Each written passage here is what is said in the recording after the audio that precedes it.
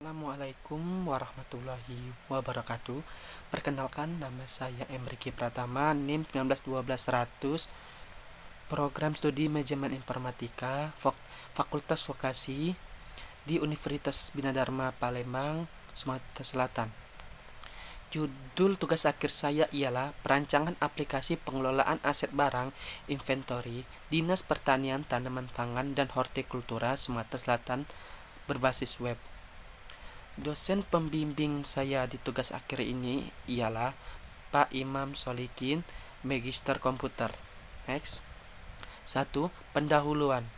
Latar belakang, rumusan masalah, batasan masalah, tujuan dan manfaat. 2. Landasan teori, sejarah singkat visi dan misi. 3. Perancangan, use case diagram, sekuensi diagram, activity diagram, dan kelas diagram. 4. Program, tampilan menu, tampilan halaman. 5. Hasil penelitian, kesimpulan dan saran. Latar belakang. Seiring dengan pesatnya perkembangan teknologi dan komunikasi di dunia sekarang ini sudah menjadi kebutuhan yang sangat penting bagi setiap perusahaan swasta dan instansi pemerintah untuk mempermudah pekerjaan menginput data pegawai, pencatatan dan penyimpanan data baik barang maupun aset.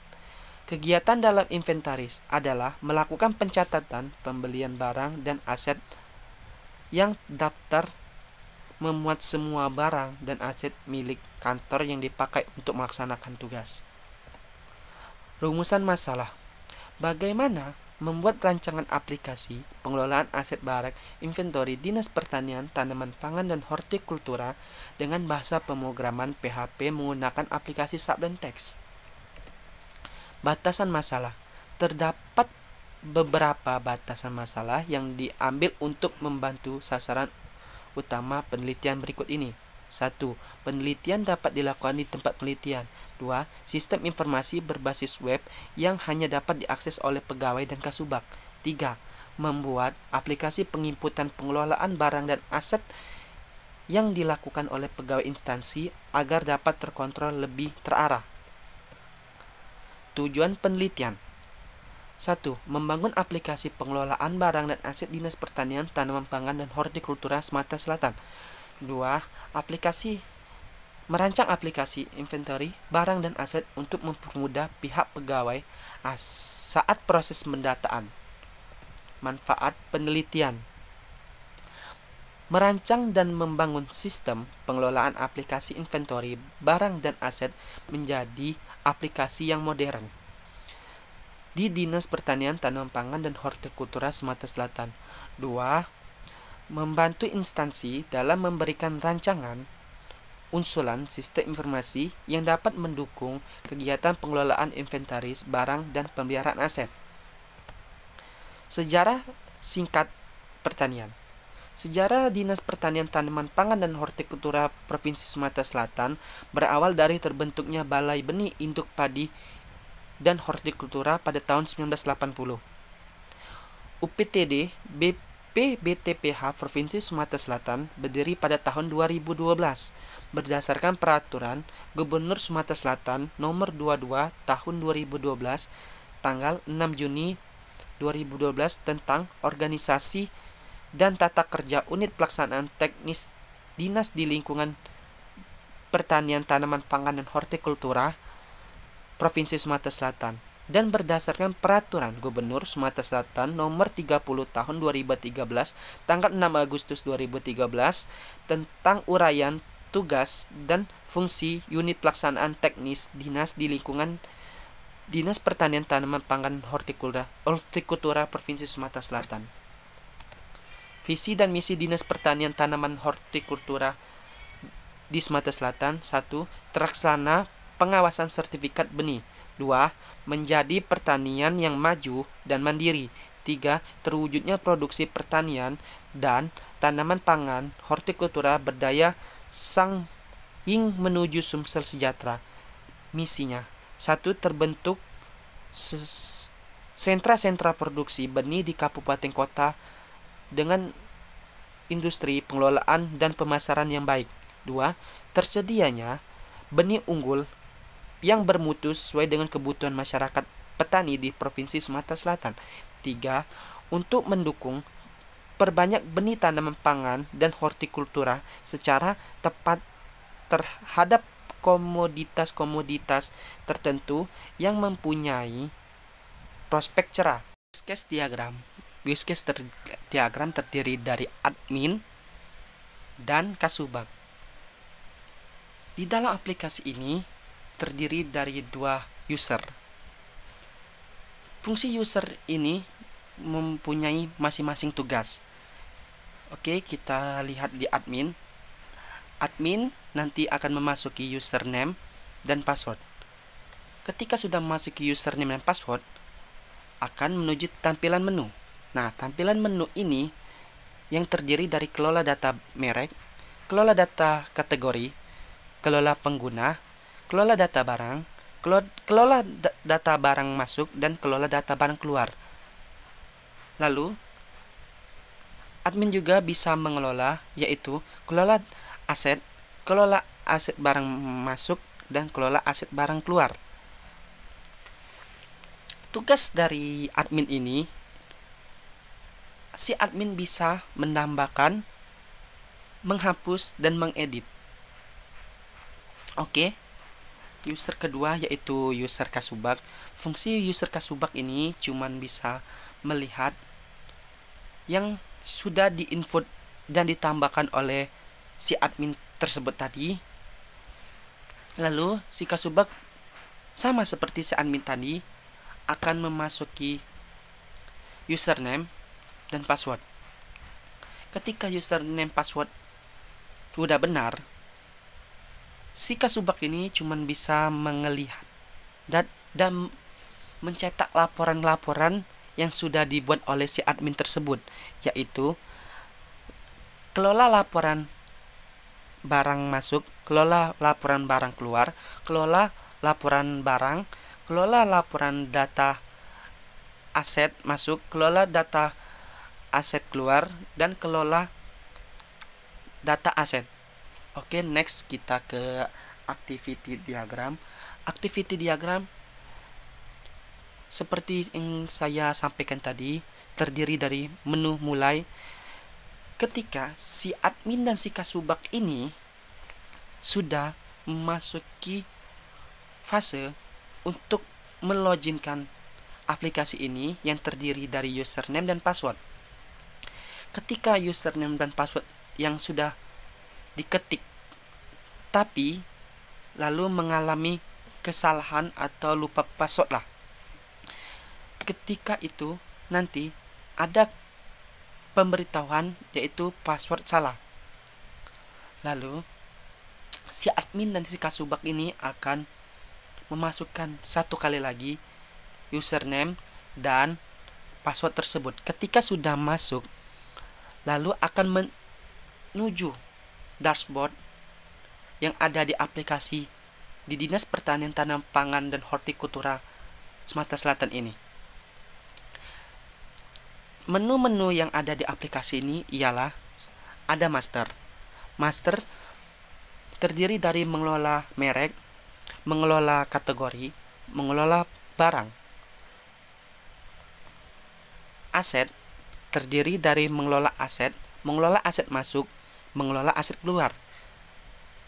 Transaksi, mengelola barang masuk, mengelola barang keluar, dan mengelola barang. Laporan barang masuk, laporan barang keluar, laporan barang, laporan aset masuk, laporan aset keluar, dan laporan aset. Ketika sudah kita melihat laporan-laporan yang ada di dalam aplikasi Dinas Pertanian ini, lalu kita akan mengklik keluar yang ada tanda hitam ini. Oke, next sequence diagram. Sequence diagram username. Data barang aset. 1. Membuka from data barang dan aset. 2. Memilih data barang dan aset yang akan diupdate. 3. Menampilkan from data barang dan aset. 4. Mengisi from data barang dan aset. 5. Mengecek pengisian data barang dan aset. 6. Data barang dan aset tidak lengkap. 7. Data barang aset juga tidak lengkap. 8. Mengisi ulang rata data barang dan aset. 9. Mengecek pengisian cara barang dan aset. 10. Menyimpan data barang dan aset. 11. Data barang dan aset keluar. 12. Menerima pesan data barang dan aset sudah tersimpan. Oke, next. Kelas diagram. Sebuah aplikasi yang sudah saya kembangkan pada beberapa bulan ini terdiri dari menu-menu atau yang sudah saya tampilkan dan saya ketik di PHP MyAdmin, yaitu kelas diagram. Kelas diagram terdiri dari user terdiri dari ID user, nama, nomor HP, username, password, dan label. Di bawahnya login, tambah, edit, hapus, dan logout. Oke, di sini ada data barang. Data barang terdiri dari ID barang, merek ID, kategori ID, nama barang, keterangan, dan stok. Di bawahnya lagi terdiri dari tambah, edit, dan hapus. Di kategori ini juga sama, yaitu ID kategori, nama kategori, keterangan, tambah, dan hapus. Merek, ID merek, nama merek, keterangan, tambah, dan hapus. Lalu di data barang tersebut yang pasti ada data barang masuk dan data keluar. Oke, data barang masuk ini ada ID barang masuk, barang ID, jumlah, keterangan, dan tanggal. Sama seperti ada di data barang tadi, ada tambah dan cetak. 2. Barang keluar. Barang keluar seperti di barang masuk, yaitu ID barang keluar, barang ID, jumlah, keterangan, tanggal. Lalu di bawahnya itu ada tambah dan cetak. Data aset. Data aset juga sama seperti data barang, fungsinya ialah ada ID aset, jenis barang, spesifikasi barang, satuan, harga, dan stok. Lalu ada tambah, edit, dan hapus. Di data aset tersebut pasti ada data aset masuk. Data aset masuk itu ada ID aset masuk, aset ID, jumlah, keterangan, tanggal. Lalu di bawahnya ada tambah dan cetak. Sama seperti di aset masuk juga ada aset keluar. Aset keluar ada aset keluar, ID aset keluar, aset ID, jumlah, keterangan, tanggal. Lalu ada tambah dan cetak. Next. Oke, di sini ada tampilan login. Tampilan login ini terdiri dari dua user, yaitu user admin dan user kasubag. Fungsi dari user admin ialah di mana fungsi user admin akan mengelola barang dan aset dan menginput data-data tersebut. Fungsi dari admin ini terdiri juga dari edit, hapus, dan menambahkan. Oke, kalau fungsi ke user kasubag, fungsi user kasubag ini sangatlah simpel, cuman bisa melihat dan mencetak hasil laporan yang sudah diinputkan oleh pihak si admin. Oke, next kita ke tampilan beranda. Nah, tampilan beranda ini terdiri dari master, data aset, data barang, dan laporan. Oke, next kita ke kesimpulan. Kesimpulan dari presentasi saya ada pada siang hari ini, berdasarkan kesimpulan yang telah dilakukan oleh penulis, maka dapat disimpulkan sebagai berikut. 1. Aplikasi yang dihasilkan adalah aplikasi pengelolaan barang aset inventory Dinas Pertanian Tanaman Pangan dan Hortikultura Sumatera Selatan, berbasis web yang menggunakan bahasa pemrograman Sublime Text dan MySQL sebagai database. 2. Aplikasi yang dihasilkan adalah halaman menu, halaman master yang terdiri dari merek, kategori, barang, dan pengguna. Halaman aset yang terdiri dari aset masuk dan aset keluar. Halaman barang yaitu terdiri dari barang masuk, barang keluar, dan barang.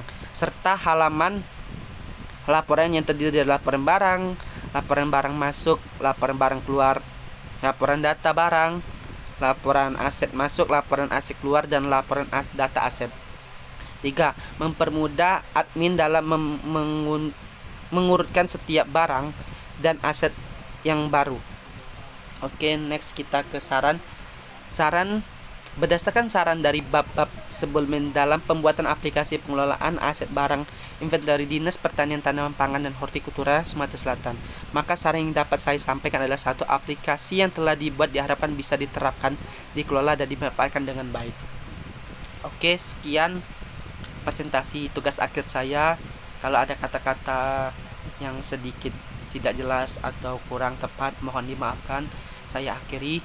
Wabillahi taufiq wal hidayah. Wassalamualaikum warahmatullahi wabarakatuh.